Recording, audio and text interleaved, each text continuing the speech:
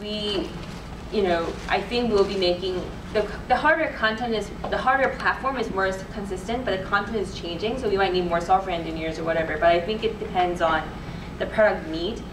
For technical requirements, a lot of times you have an ideal world scenario, product you want to build, but a lot of times as a startup you don't have that funding. So I think that also creates constraint on what you can do. But I think that forces you to think, how can you make the best product possible in the lowest cost possible, that Paul Graham said. So and I love your pizza and beer compensation for people, manufacturing for you. That's freaking great. So I think sometimes being in the limited resource environment fuels creativity, so I think that's not a negative thing. And I think as you are expanding into the business, we do think direct-to-consumer, selling into families take a long time, and you need to build a lot of brands.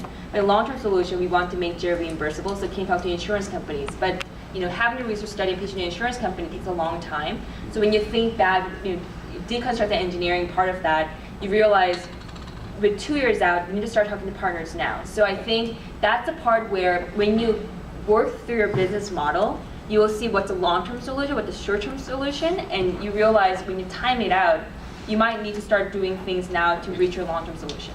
Cool. All right, two more real quick. On Arnaldo and then Matthias, and then we're going to wrap, okay? For you, during the whole process, what was the biggest challenge or the hardest phase that you had to go through? Oh, the hardest phase. My gosh, that's a great question and a tough question. I think finding the right people to work with was the hardest part. On your team. On your team. Aaron, unfortunately, my co-founder, we were students together and we were in the same major before he changed his own. So I worked with him in the past, so we had that good working relationship. But when we started having more people on board, finding people who get design thinking, or finding people who thinks they're creative, or who really communicates clearly, that takes a long time. So I think finding the first software engineer was the hardest part for us. In terms of building products, of course, setting up the first production runs, building the supply chain, negotiating to build 250 bears when the minimum unit is like 5,000. That was struggling, but that was not as hard because all the people that we work with, they love the problem that we were solving. So that they love that they're helping kids. So that was not as hard as the people part. How many of them had some connection to diabetes in their own personal lives that you hired?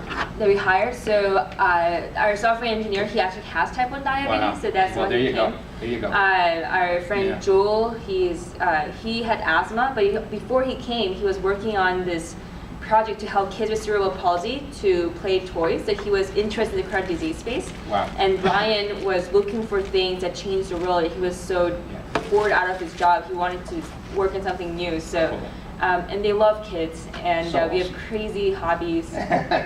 We are unique people. That's great. People. I love it. Awesome. All right, Matthias, last word, my man. I think it's a very cool product, and I'm sure you will have a big influence with the product. Thank you. But my question was, how will you bring this product to the market? Do you, for example, consider approaching hospitals and insurance companies who also have a benefit in driving down the cost of each patient? Yeah, exactly. So as I mentioned before, right now we sell directly to families. We also have a couple companies who are buying bears to give out to their customers and things like that.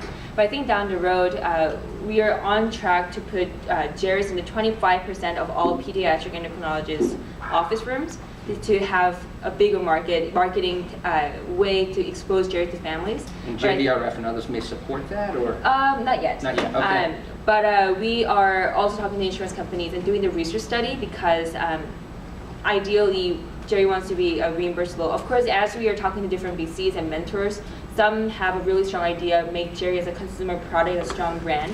Some people say, make it reimbursable, but I can see Jerry going in both ways. I think it's just really hard I think that having the data behind research is really important either way.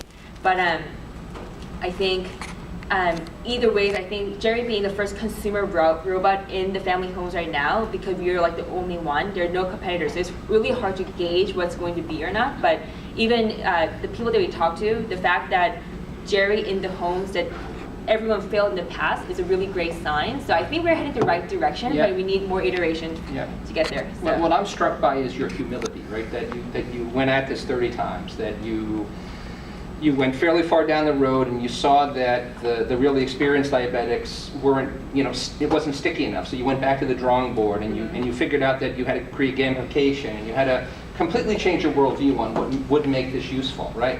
So I want you to understand, right? So this is the difference. This is yes and versus yes but, okay?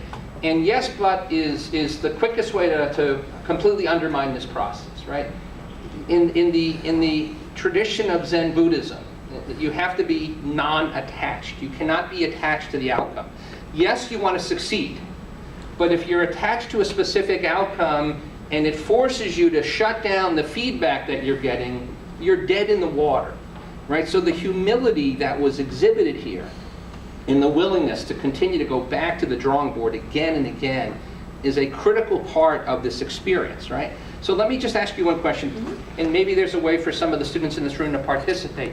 Can they participate in Design for America? Are there chapters in Boston, San Francisco? How might they involve themselves in that endeavor? Well, first one, you can launch a studio at HALT. Yeah, okay. There's a process behind that. Yeah. We're launching a new studio at MIT this fall, so I think they're really new. I think they'll get to see the process. Cool. But if HALT is interested in Design for America, we'll love to have that. Okay, and what do you mean when you say studio? Dedicated space for students to come to with traditional, D-school kinds of So stuff? it'll be student leaders who are passionate about design thinking want to solve this problem. I think it'll be similar to the design thinking club that you have. Yeah. And you'll get a lot of support from national, work in the project that you identify, lots of mentorship from us All right. to make that impact. Cool. Now, the biggest and most important question of all, who's Jerry rooting for in the World Cup? That's a question to me, not Jerry. I'm Jerry, You're the I'm the mama ventriloquist. bear. Yes. To the mom. There's a lot of Germans in the room, so be careful. I root for multiple teams. Germany is definitely one of them. There we go. So she's a design thinker. I was rooting for Spain, but Spain just They did got- a horrible job. they So got I don't like blown them out. anymore. Yeah, because they're out. And I'm rooting for Korea because Korea. Not United States because Yeah. nobody cares about soccer here. It's really Yeah. disappointing. Yeah. But yeah, I mean, I think the Netherlands, they're really young, but I think they're doing a fantastic job. So I'm curious to see how they're going. But Cool. I've been rooting Germany since 2002. So. There we go. So listen, guys, this is why I teach. Okay, this generation, your incredible willingness to focus on societal problems and make a difference in the world is so extremely inspirational to me. And when I meet a young woman like Hannah, and I see the genuine enthusiasm and an authenticity, this is why I teach. So thank you so much, Hannah. It's awesome.